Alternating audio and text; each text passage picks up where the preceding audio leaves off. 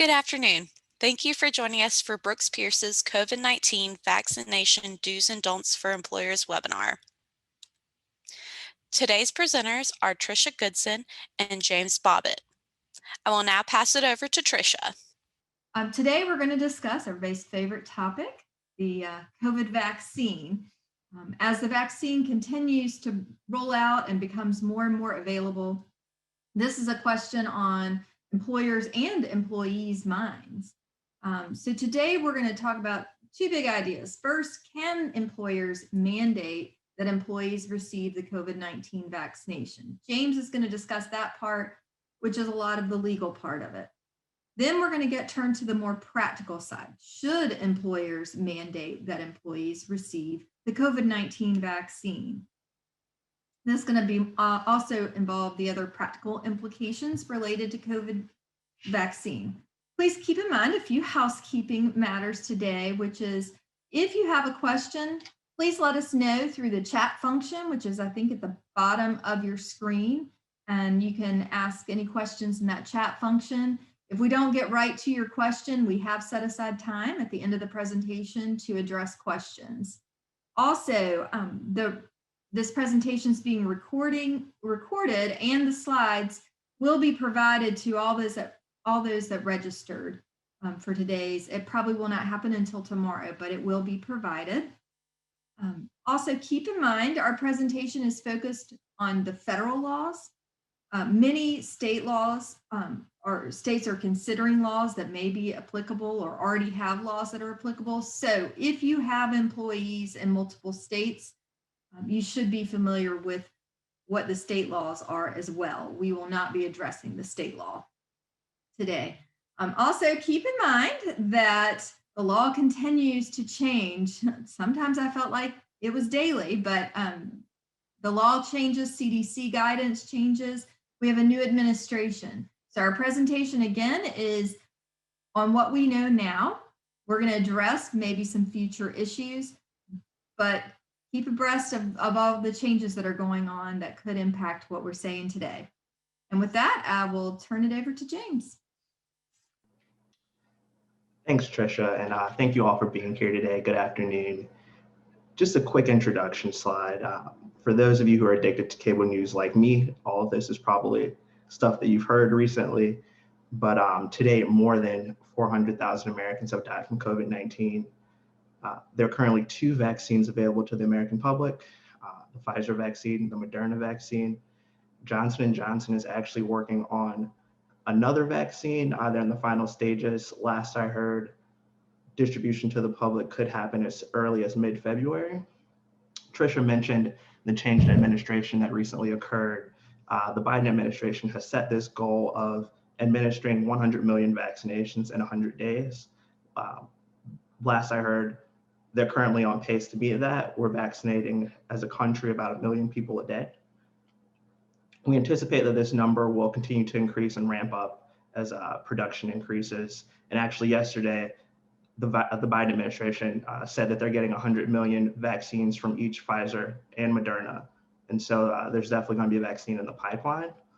And to a point that Tricia made, we're talking about the federal laws really today, but vaccine administration is largely at the discretion of the states at this point. That may change at some point, but this is important for employers to note, especially if you have operations in multiple states.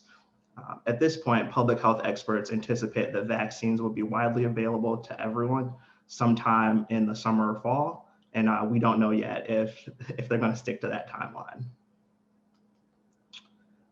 Just wanted to show this to all of you briefly. This is a chart taken from the North Carolina Department of Health and Human Services website.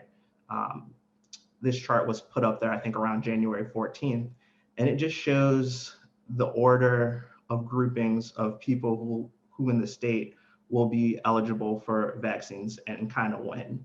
And so right now, we're in this second group as of around January 14th. This chart is more or less consistent with the federal guidance. But like I said, this chart is just for North Carolina. Other states may be doing other things. And so we didn't want to bury the lead.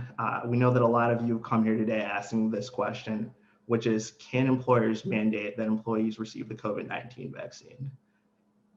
A very short answer to what is seemingly a complicated question is yes, they can, but there's a lot of things that you have to consider. Recently, last month, December 16th, the Equal Employment Opportunity Commission issued guidance about this very topic. And so I want to point out here and make clear that this guidance doesn't upset or completely do away with other guidance issued by the CDC or your local health agencies, and then employers should continue to follow what they've been doing as far as it relates to best practices in their workplace, mask wearing, social distancing, all of those things that we've been telling you at this point for the better part of 9 or 10 months. This guidance is available online. Like Tricia said earlier, you'll get a copy of this. Specifically, if you look at section K of this EEOC guidance, you'll see the information regarding vaccines.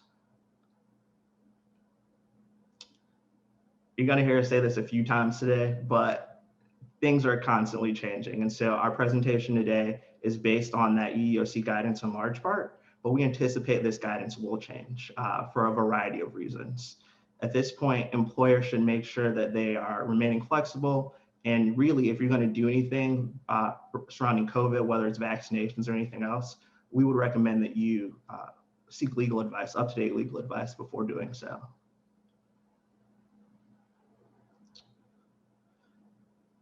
The EEOC guidance from December really focuses on 3 issues as it relates to COVID vaccines: disability, genetic information, and religion. And so those of you who operate in this space, which is the majority of you, I'm assuming, on this call, know that when we're talking about disability, we're talking about the ADA. Genetic information, a lot less of a hot issue, but we're talking about GINA.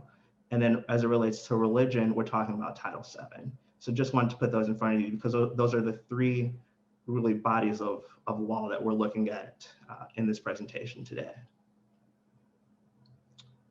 First up is the ADA. Like all of you probably know, the ADA prohibits workplace discrimination against people with disabilities. Here's a quick definition of who is someone with a disability. And I want to jump to this last point because it's, again, one that we will talk about at length today. The ADA prohibits employers under normal circumstances from conducting medical examinations or gathering disability-related medical information from their employees unless doing so is job-related and consistent with business necessity. And what we're really talking about here is that the EEOC has said that gathering this information will be job-related and consistent with the business necessity where the employer makes a determination that the employee will pose a direct threat to the workplace due to their medical condition. We're going to talk a lot about what constitutes a direct threat because that's really the center of the analysis as to whether or not an employee, or an employer, I should say, can mandate that employees receive the COVID-19 vaccine. And so once again, our big question today, can you do this? Yes, employers can mandate that employees receive the COVID-19 vaccine, but we also want to point out that this is subject to state law. A lot of states have already had something happen in their legislatures where members have proposed that there will be legislation that may prohibit employers from doing this. And so you want to make sure that you're staying up to date on what your state is doing. But once again, we're focusing mainly on the federal issues today. And so for purposes of federal law, at least, yes, based on that EEOC guidance, this is something that employers can do. But, and there's always a but, employers may not be able to exclude these employees from the workplace, employees who refuse to get the vaccine from the workplace, even if there's a mandate. And we're going to talk about more about this in a minute as well.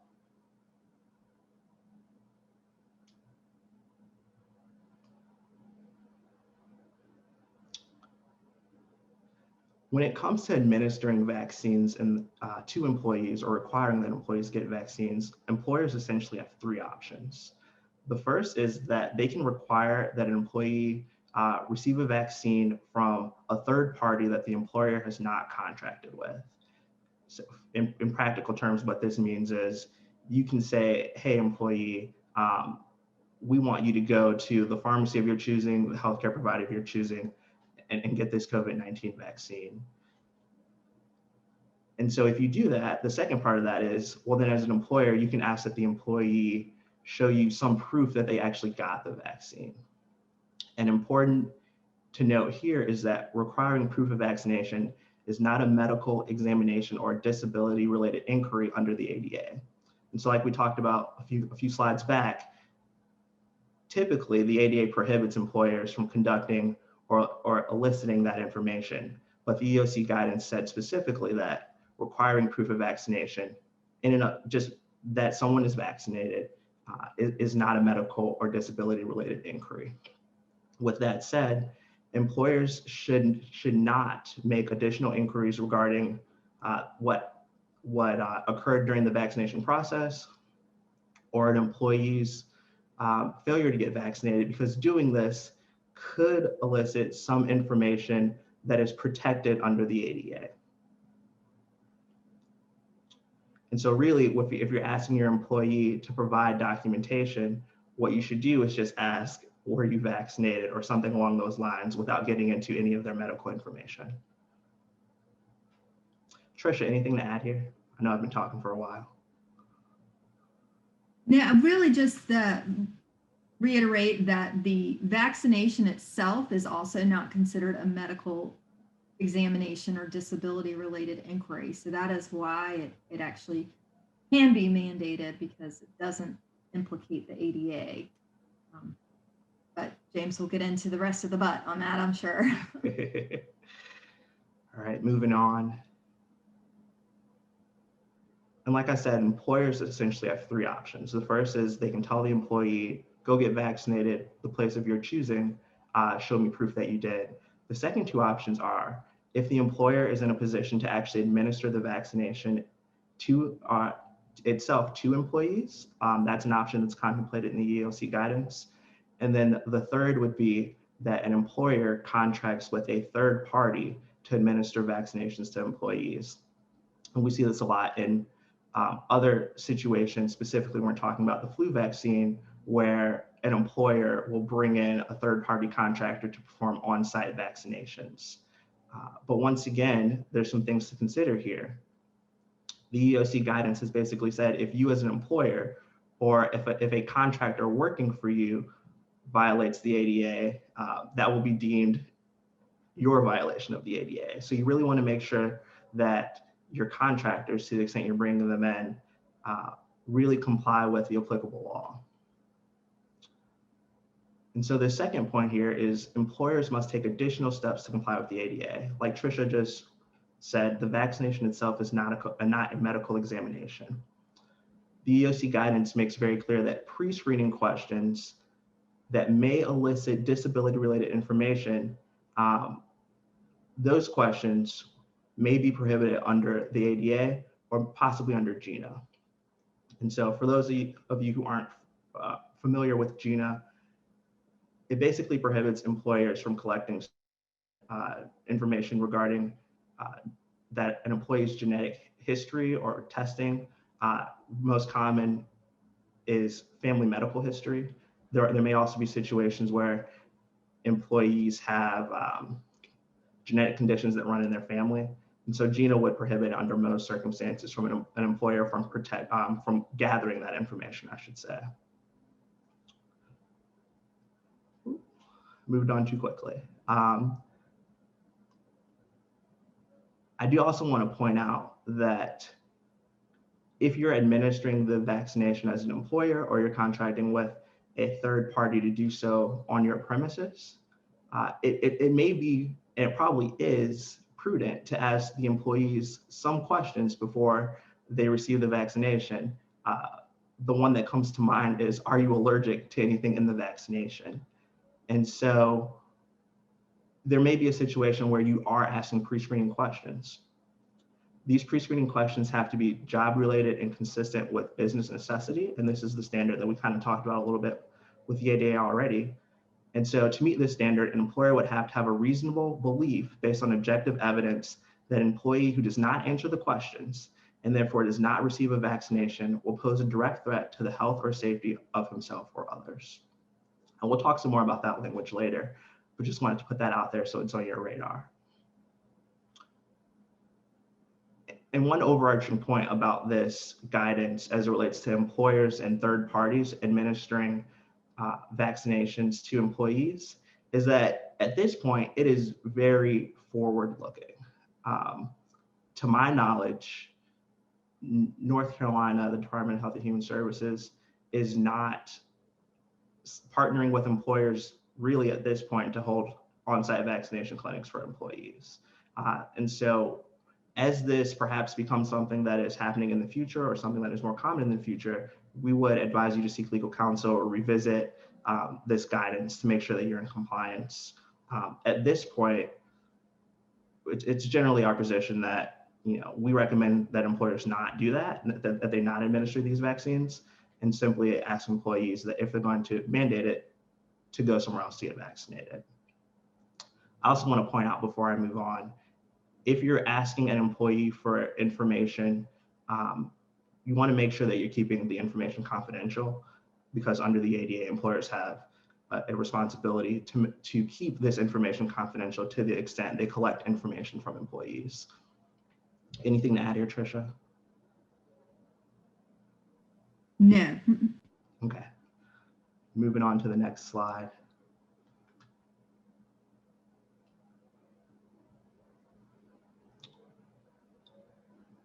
So this is going to be what we anticipate is a really big issue for our employers. And Tricia's going to talk some more about this later when she's talking about practical considerations. But there's going to be situations where an employee refuses or is unable to get the COVID-19 vaccine. So really what happens in that situation is that employers have to run a analysis pursuant to the ADA where they identify two things: whether there's a direct threat, whether the unvaccinated employee poses a direct threat to the workplace, and whether this direct threat can be reduced to an acceptable level or eliminated by a reasonable accommodation. And so this language is language that you'll see in the next slide. Why don't we just turn there now, actually. And so in considering whether a direct threat is present, employers will have to look at these four factors. One, the duration of the risk. Two, the nature and severity of the potential harm. Three, the likelihood that the potential harm will occur. And four, the imminence of the potential harm. As far as COVID-19 vaccines are concerned, the EEOC guidance very clearly says, this is quoted from that guidance, that a conclusion that there's a direct threat would include a determination that an unvaccinated individual will expose others to the virus at the work site. Like this point right here says, this may be very difficult for employees to prove. And Tricia is going to get some more into this as well when she's talking about practical considerations, but I'll mention briefly here, it's going to be difficult for employers to prove a direct threat. For instance, if for the last 9 months you've been telling your employees that they can show up at the work site as long as they wear a mask and maintain social distancing 6 feet away from each other. And so employers who are now attempting to argue that an employee abiding by those guidelines is now today a threat because he did not get the or he or she did not get the COVID-19 vaccine, that may be a argument that's hard to square based on prior communications that have gone out to employees and just prior conduct by the employer in the workplace. Another thing I'll point out here is that the science hasn't really caught up with, I'll say hasn't gotten to the place where I think we would like it to get as far as everything being very clear. We don't know at this point, and I could be wrong about this, but last I heard, we don't know whether or not an employee who's vaccinated will spread the COVID-19 virus to other people. And so to the extent you're arguing that everyone in your workplace needs to be vaccinated because then you'll eliminate the spread of COVID-19, that may not be the case. We have to wait for the science to tell us that. I also want to point out that this direct threat analysis is, it's a person by person analysis. And so you really have to look at the specific facts of a specific employee's circumstances in determining whether or not a direct threat is present. And this last point here is also one that you need to keep in mind. The analysis as to whether or not or what you can do for an employee who refuses to get the COVID-19 vaccine, it doesn't end when we're talking about direct threats. You next have to ask the question of, can the threat be reduced to an acceptable level or eliminated by a reasonable accommodation? And we're going to talk some about that now. Tricia, do you want to add anything here? Yeah, I'll just reiterate what James is saying. Part of the analysis is, yes, you can mandate the vaccine, but can you exclude someone who refuses the vaccine from coming to the workplace? If that person that refuses is refusing due to a disability or religious, due to a disability, that's where this direct threat analysis, that's the first part of the analysis. If you can't, as an employer, prove that there would be a direct threat, then you cannot exclude the employee from the workplace. This is an employee who that has the religious or the disability. I'm not talking about just somebody who's refusing because they just want to, but somebody that has the disability or the religious reason that they are refusing. So the next part of the analysis, the accommodation, you really only get to that if you can prove the direct threat. If you can't prove the direct threat, you cannot exclude the employee from the workplace. Absolutely. And Tricia, my thinking is exactly with you. And that's what's on this next slide, which is, even if there's a direct threat, employers still have to, employers can't necessarily at that point in the analysis and simply kick the employee out of the workplace. There's very clear requirements for reasonable accommodations under the ADA and Title VII. Also, touching on something you just said, Tricia, under federal law, at least the EEOC guidance that we're looking at, employers have no legal obligation to accommodate an employee who simply doesn't want to receive the vaccine. And so, whether this be for personal, political, whatever reason, Tricia's going to touch on the practical concerns that revolve around this, but wanted to point that out while also keeping in mind, as we said earlier, that state laws may afford employees who object to vaccination due to political or personal belief some protection.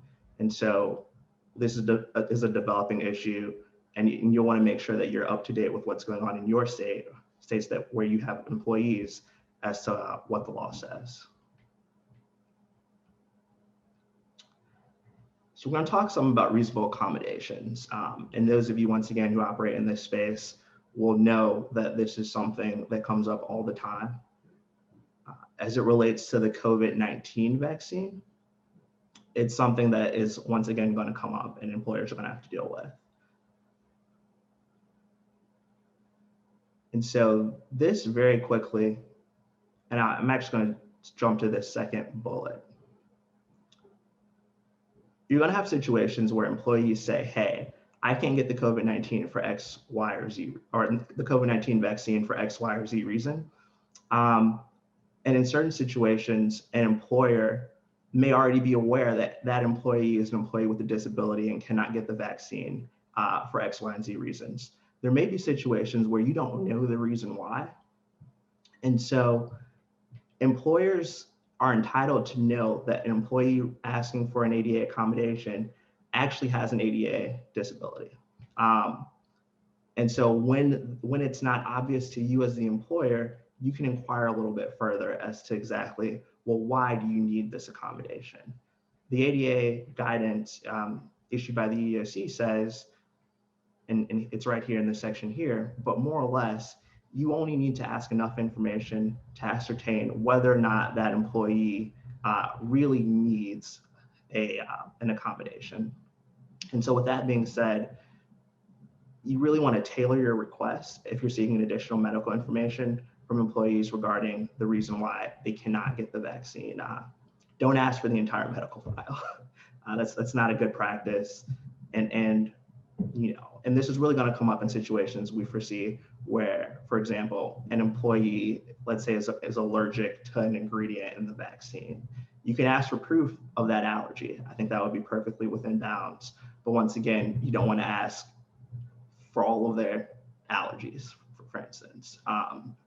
And so just want to keep this in mind as far as, an employee comes to you, what can you as an employer do to really make sure that you're handling accommodations on a legal and equitable basis.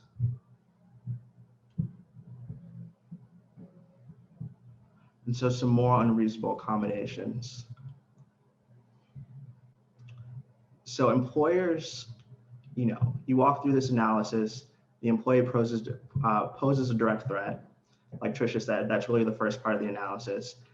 They have an ADA disability. And so then what happens? Employers have an obligation to provide a reasonable accommodation unless an employer can show that it would pose an undue hardship. For purposes of the ADA, an undue hardship is defined as imposing a significant difficulty or expense on the employer. And so really, it's a bar that, simple trivial expenses or small things, that isn't going to satisfy the ADA. And in coming to what the accommodation should be, you want to engage in an interactive process with the employee.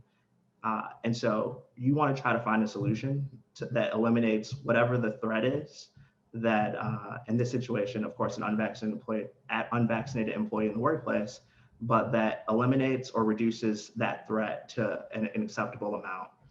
I want to note here that the reasonable accommodation doesn't have to be the employee's preferred or proposed accommodation. It simply has to reduce or eliminate the threat. And so if an employee tells you, hey, I want to do this, you have no obligation necessarily to do that, but you want to work with that employee to find something that works for everyone.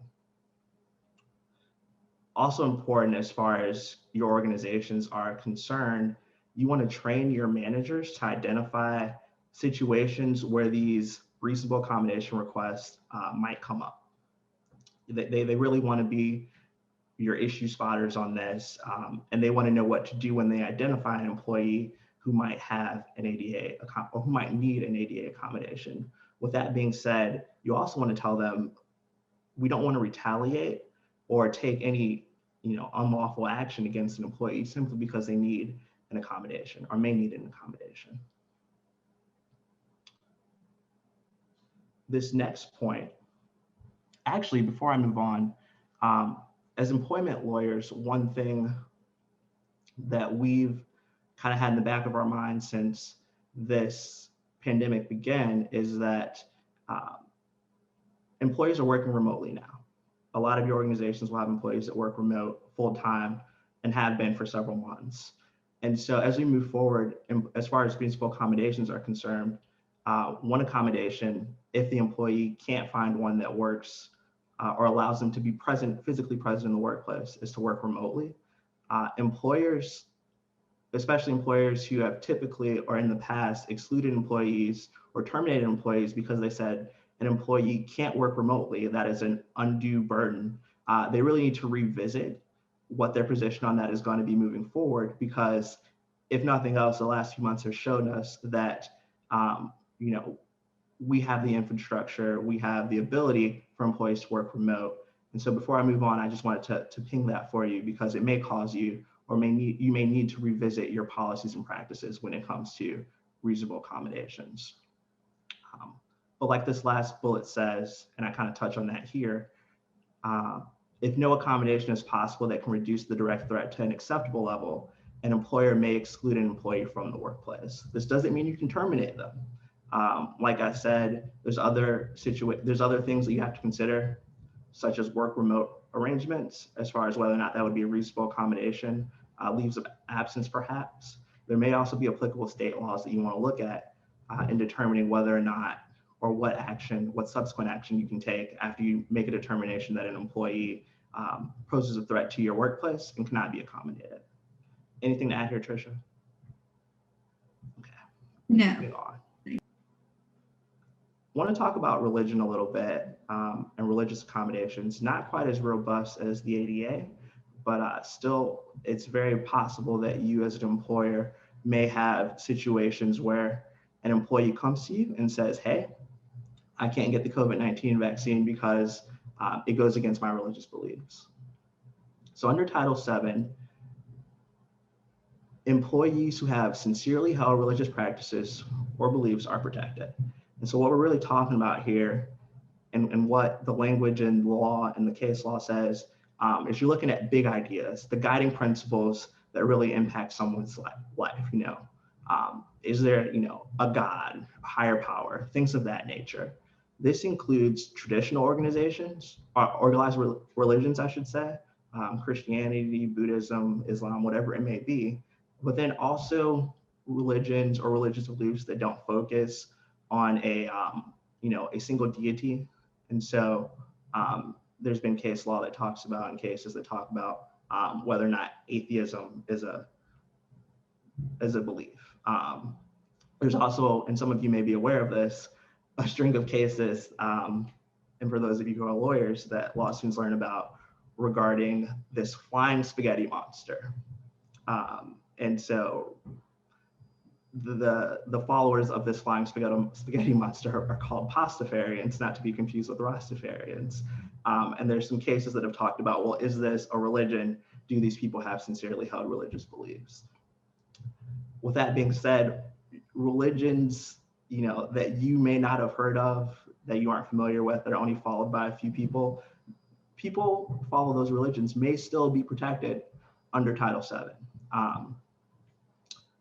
This last point is also very important and kind of gets you into a gray area, but we aren't just talking about organized religion. We may be talking about just really strong beliefs that equate with religion.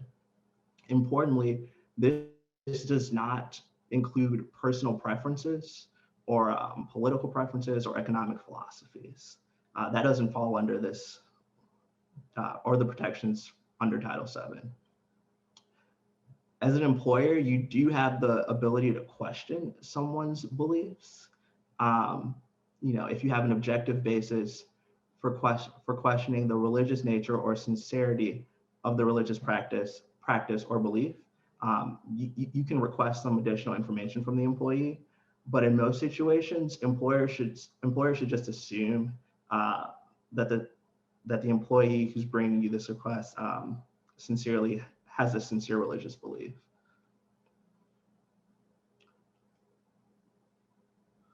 So similar to the ADA, what happens if an employee refuses to get vaccinated because of a sincerely held religious practice or belief? Employers likewise have an obligation to provide a reasonable accommodation once they learn of this employee's specific religious practices or beliefs and the need of an accommodation.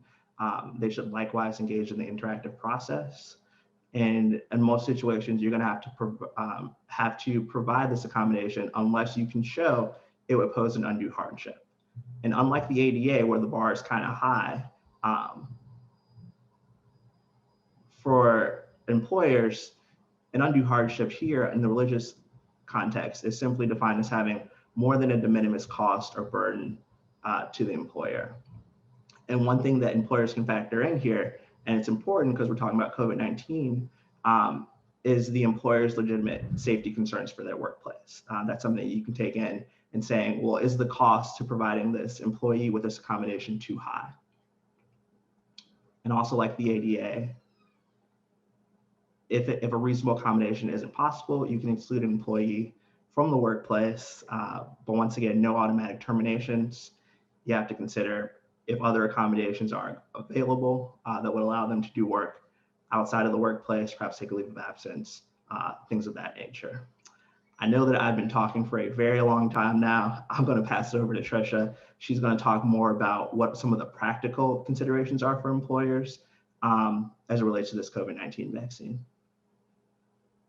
Thanks, James. And I have noticed that we do have several questions in the chat, and we'll get to those at the end because some of them might be addressed in this part of the presentation, but we will save time to go to those. Okay, so you've learned that yes, you can mandate the COVID-19 vaccine, caveated with the exceptions James mentioned. But should an employer mandate the COVID-19 vaccine?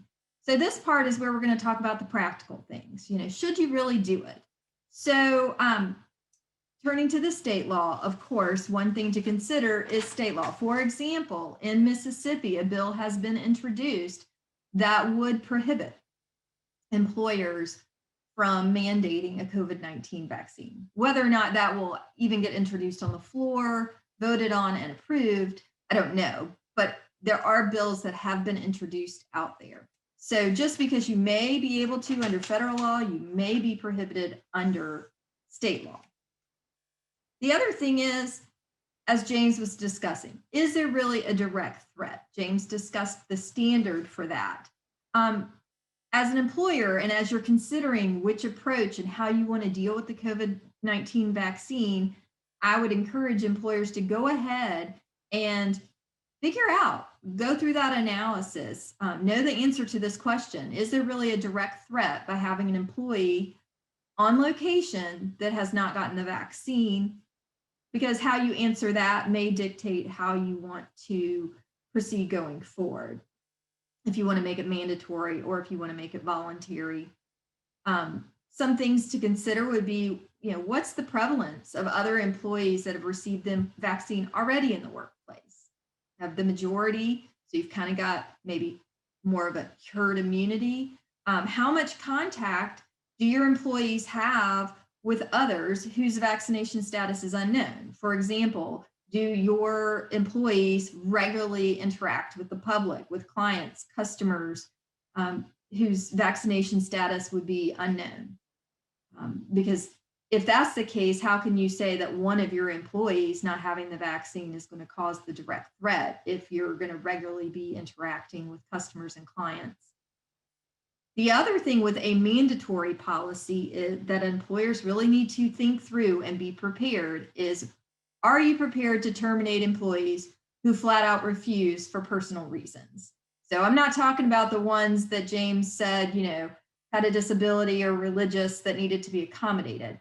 But if you have an employee for whatever reason, personal belief, fear, just doesn't want to be told what to do, says, I'm not getting the COVID-19 vaccine. If you have a mandatory policy, are you prepared to terminate your best salesperson who's saying, I'm not going to get it?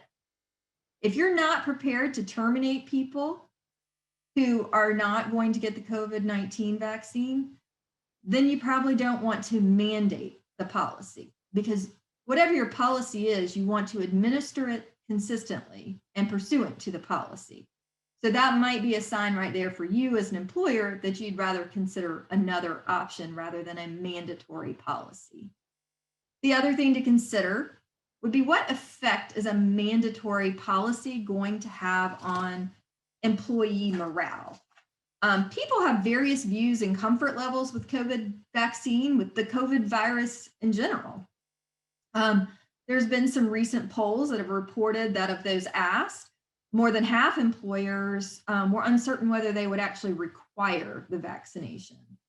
A Gallup poll recently reported that 49% of frontline healthcare workers surveyed, they were asked, would you agree to receive the vaccine if it is FDA approved and 90% effective? So that was the question was posed, FDA approved, 90% effective. Of the frontline health workers, 49% that were polled said yes, they would. 34% said no. 18% were unsure. Same question was posed of workers in education, retail, and production. 47% of those workers agreed they would get the vaccine, 32% disagreed, and 20% were uncertain. And then there was a third category of other workers, and 53% said they would get it in those circumstances, 27% disagreed, and 20% were uncertain. So I just mentioned this poll because it just shows that people really have varying views over this. And so as more and more people get the COVID vaccine, and hopefully there are very few, if any, incidents or issues related to the vaccine, and again, hopefully the numbers will trend downward, it's most likely that more and more people will become comfortable with the vaccine. But for now, as employers decide what they want to do, you should keep in mind that there is some reluctance out there on getting the vaccine. So I think, go to the next slide. Thank you, James. So if an employer does not mandate the vaccine, what can you do? Well, as an employer, you can always encourage people to get the vaccine. You can roll out communication program to encourage the employees to follow the CDC's recommendations regarding vaccinations, rather than maybe suggesting that you, employer, want them to get it. You can recommend that they follow the CDC guidelines and recommendations about the vaccine. You can educate employees by supplying factual information about the vaccine so the employees can make informed decisions, such as information provided by the CDC or local healthcare. Employers can also provide information about resources and logistical information. Where can you go get the vaccine locally? How to make an appointment? This can often be found on the state or local health departments' websites, but you as an employer, in an effort to encourage them, can help them navigate those logistical issues. Another thing an employer can do is a voluntary program. And that could be something like have it available on site if that becomes an option at some point, like a flu vaccine. You could have it available on site and make it voluntary, or you could approve time off for someone to go and get it from a third-party provider. With the voluntary programs, just keep in mind, if you are doing it in-house or contracting with a third party that comes and does it for your employees, the way that the ADA is implicated is that the pre-screening questions, that there may be pre-screening questions, as James said before, that do have disability-related medical inquiries. So you would want to make sure the employee understands that answering the pre-screening questions is also voluntary. Now, if they refuse to answer the pre-screening questions, then most likely the result is they won't be eligible to get the vaccine, but that's their choice. That's the point with this voluntary program, is you want it to all be voluntary. And if it's voluntary, then it will not run afoul with the ADA. Now you can have voluntary programs with incentives. So this is the carrot versus the stick. This voluntary program with incentives does have a little bit more issues that we have to walk through if you're going to have a program like this to make sure it's legally compliant. In a voluntary program with incentives, you can ask for proof of the vaccination, can be required. But as James indicated in the mandatory section, the same thing applies. You can require it, but you don't want to seek any other medical information, and you want to advise your employees not to provide any additional medical information to you. All we want is proof that you got the vaccine. There are other ADA and Title VII potential discrimination issues with those with the disability or religious beliefs that would prevent the vaccination, and I'll talk about that a little bit in a minute. And then there's other possible ADA implications with wellness programs. ADA applies to employer-sponsored wellness programs that include medical examinations or disability-related inquiries. Is generally permitted to make medical examinations or inquiries in connection with wellness program if it is voluntary. So the way that they look at it to see whether it's voluntary, that the program is reasonably designed to promote health or prevent disease, is not overly burdensome, and is not a subterfuge for discrimination. It is not a gateway plan requiring employees to submit to a medical exam or inquiry in order to access an enhanced benefits package. The program offers a reasonable accommodation to persons for whom it is medically inadvisable to participate. Participants are provided with notice informing them of why their information is being requested, how it will be used, and how it will be protected, and the incentives are limited. This final requirement has been subject to recent proposed rules by the EEOC, that the incentives be limited. Recently, the EEOC has proposed rules which addresses what level of incentives employers may lawfully offer to encourage participation in a wellness program without violating the ADA. They have proposed it as a de minimis incentive. The rule adopts a view that allowing too high of an incentive would make the employees feel coerced to disclose protected medical information, thus no longer voluntary. We don't know yet if these proposed changes will be adopted and what would actually be considered de minimis. I will say that there was a mention in the proposed rules of water bottle or a gift card of a modest value. But again, we don't know if these will be adopted.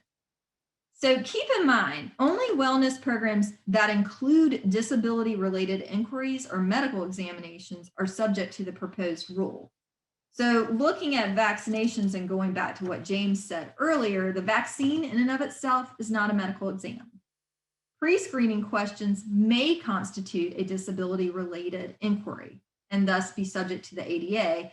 So if that information, but only if that information is solicited by the employer or an entity contracted by the employer. So again, that pre-screening question would be subject to the ADA if there's disability-related inquiries, if the information is solicited by the employer or somebody that the employer contracted with to provide the vaccinations. So you can avoid that ADA implication if the employees were to get vaccinated by a third-party provider who is not under contract with the employer. Then the pre-screening questions are not attributed to the employer. You're not going to have to worry about the wellness programs being subject to the ADA. So I would, if you're going to go down the road of a voluntary program with incentives, again, you need to make sure that the way you have prepared the program and the parameters you put in place don't mistakenly get you under the ADA or get you in trouble with the ADA. But in any event, if you have a voluntary program with incentives, employers have to provide an accommodation to employees with a disability. And by extension, I think we can assume a Title VII religious accommodation as well. The current regulations don't really specify what a particular accommodation would have to be.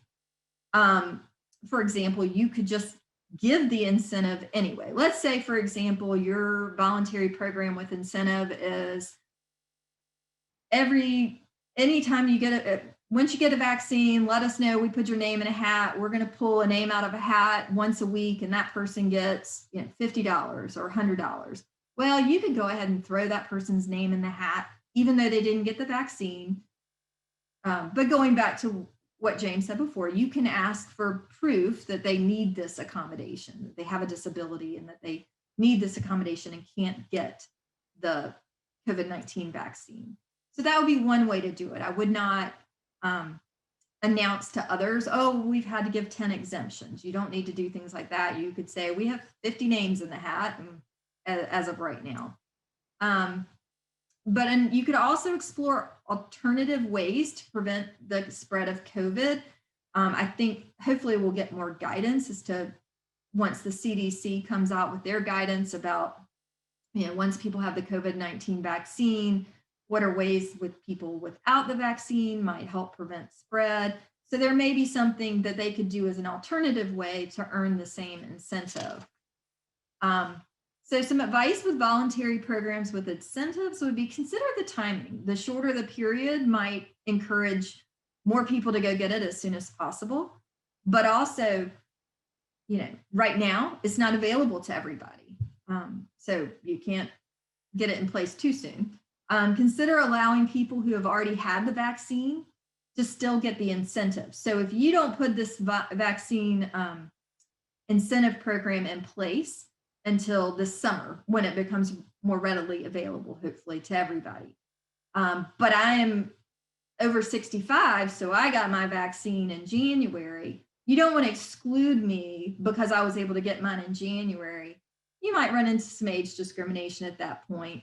So I would consider letting everybody who's had the vaccine join in on with the incentive, even if they got the vaccine prior to the incentive program being put in place.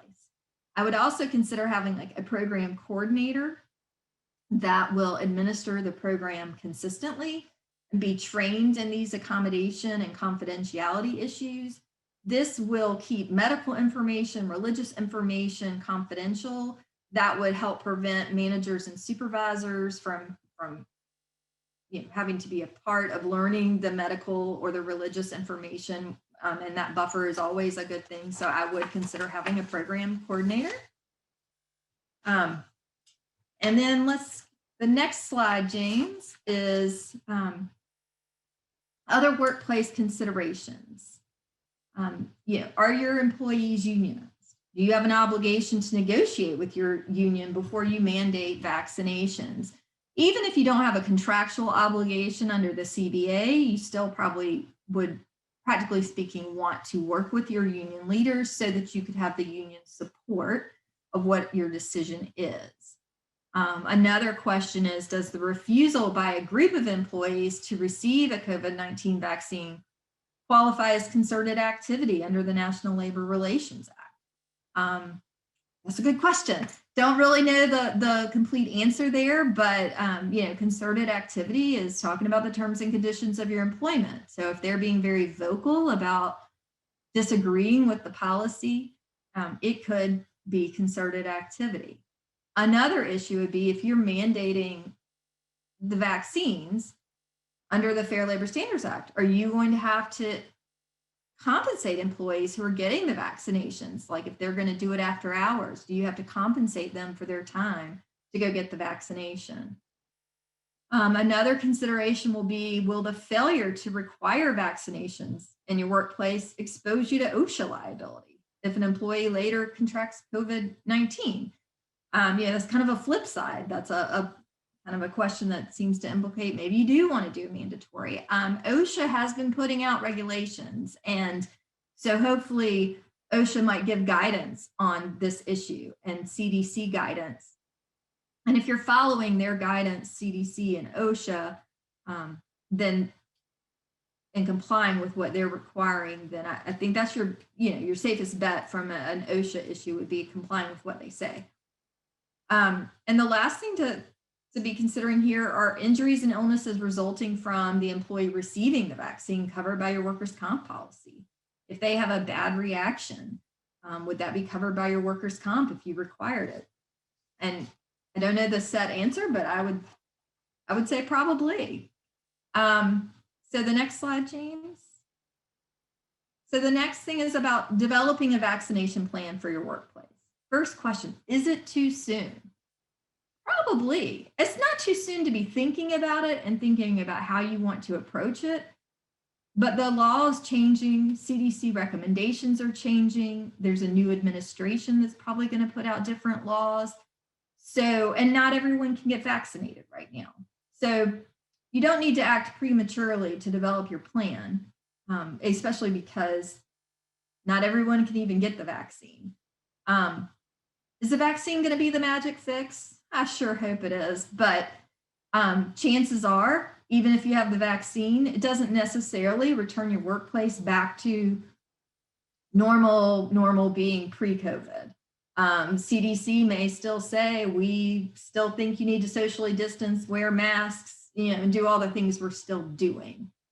But importantly, you could go ahead and start thinking through training managers and supervisors about the COVID-19 vaccination issues that might come into play with whatever plan or policy you put into place. So I think that was, and James, unless you have something to add, that was mostly our presentation, and we could turn to questions. Yeah, I don't have anything to add. I'm happy to read through a couple of these questions to get us started, and we'll get to as many of them as we can. So the first is, it is sounding like there isn't much difference in the workplace between how we handle the COVID vaccine versus how we handle regular flu shots every year. Does that sound accurate? So I think there's a couple things to consider in this question. I don't know what kind of workplace you have, the person who asked this question, but for some employers, specifically employers in the healthcare industry, it's also been recognized that perhaps employers in childcare or nursing, whether that be at home or in office, have had flu requirements, mandatory flu vaccine requirements for a number of years. And in a lot of situations, the courts have said that that's okay for many of the reasons that we talked about today. And so it may be the case, depending on your industry, depending on your workplace, that yes, this is very comparable to how you've handled flu vaccines in the past. I'll add that COVID-19, it's still a developing issue. And so we haven't seen all the guidance on it yet. I can't say it's exactly like the flu vaccine, but I think that that's a good way to think, at least as a starting point, on how to approach this. Anything you want to add there, Tricia? Right. I don't know from the question if the flu vaccines for your company are mandatory or voluntary. So the portion that James talked about, the mandatory, it would be different if you had a mandatory COVID and a voluntary flu, because the law is just kind of different for mandatory versus voluntary. But I don't think it's dramatically different for if your COVID vaccine is voluntary, like if you have a voluntary flu vaccine.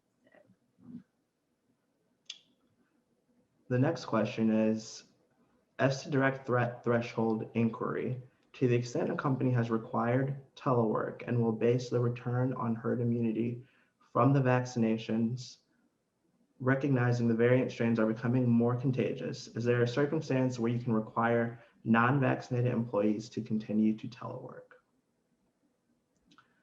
And so based on this question, it sounds like you're thinking about having some people come back, some people stay remote. Off the top of my head, I think that, and of course, not knowing everything about your workplace or your employees, that you may still run into some of the same issues that we've identified here. Notably, if you're having employees come back and you're with the goal of having everyone come back once everyone's vaccinated, you're still going to run into this ADA and religious accommodation stuff. As it relates to essentially treating employees differently, and I think that that's what this question raises for me, the concern would be, to the extent that you're having some employees do one thing and another employee do another thing, I would want to make sure that you're applying these requirements consistently. And so it gives me pause to treat employees differently. And so I'll let Tricia talk about this more, but that's what comes to me. I would agree. I think that the direct threat analysis, if you can't, as an employer, meet that direct threat analysis, you can't exclude the employee with the disability from coming to the workplace. So you couldn't say, oh, well, you can't do it, you just work remote. Now, you could offer that to the employee and they may want to work remote and they may be just fine with working remote. But if they say, I want to be in the office, and if you can't prove the direct threat, then under the ADA for somebody with a disability, you don't have the right to exclude them from physically returning to the office. So you could make it an option. Or if you meet the direct threat threshold, then working remote could be an accommodation that would reduce the threat. And I'll add that it's also important to keep in mind, and I know we've said this a couple of times, that the CDC guidance hasn't gone away. And until something, I think, dramatic happens, and of course you pointed to herd immunity, I don't think that we'll get additional guidance on, I don't think the guidance that we currently have is out of date, let's put it that way. And so the CDC still recommends that to the extent your employees work remote, that they work remote. And if your business is able to sustain that, I I would advise that you keep them remote as long as possible. And also, as Tricia talked about earlier, with the practical considerations, if you're applying a policy where some people are getting vaccinated and others aren't, there's also the concerns of the availability of the vaccine. And so there's a lot to consider. I think is the best way to put it.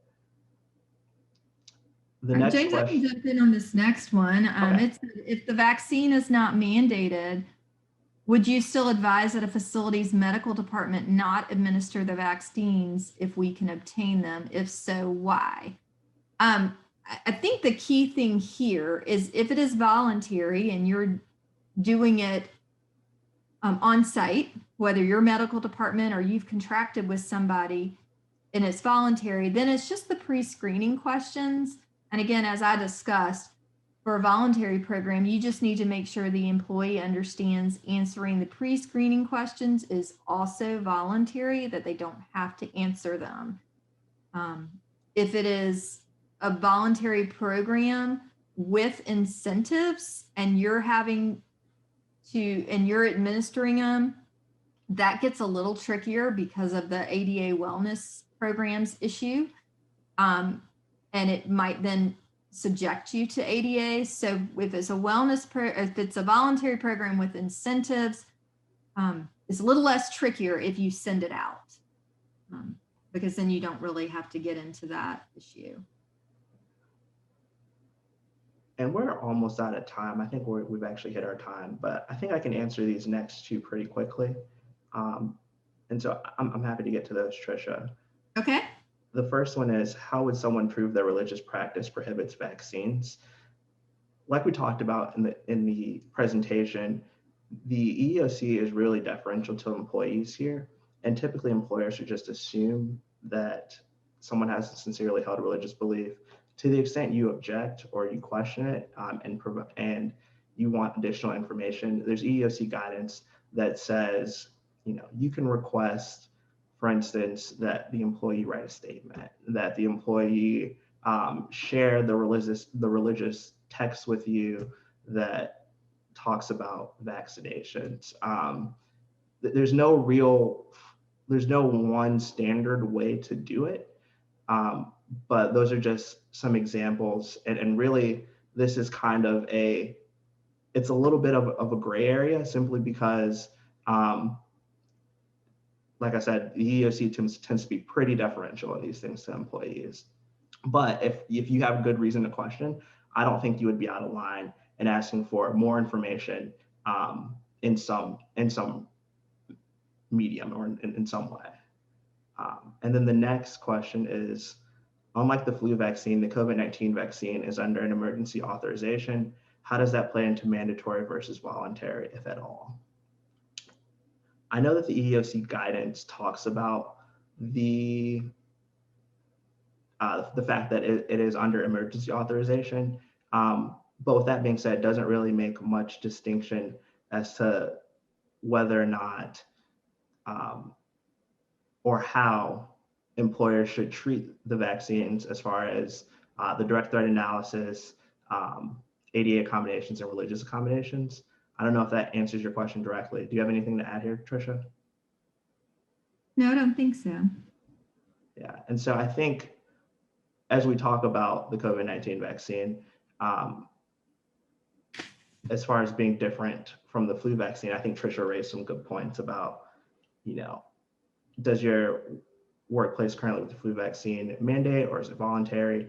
And so when we look at the EEOC guidance, really the guidance recognizes that it is an emergency authorization, but still advises that you treat the COVID-19 vaccine, I guess, akin to how you would treat the flu vaccine.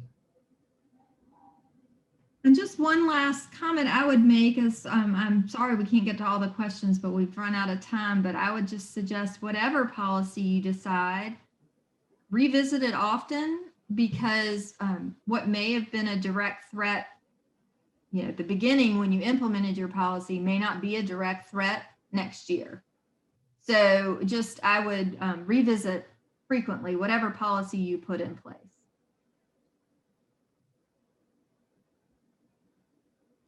Thank you so much for being here today and for giving us your attention. Thank you.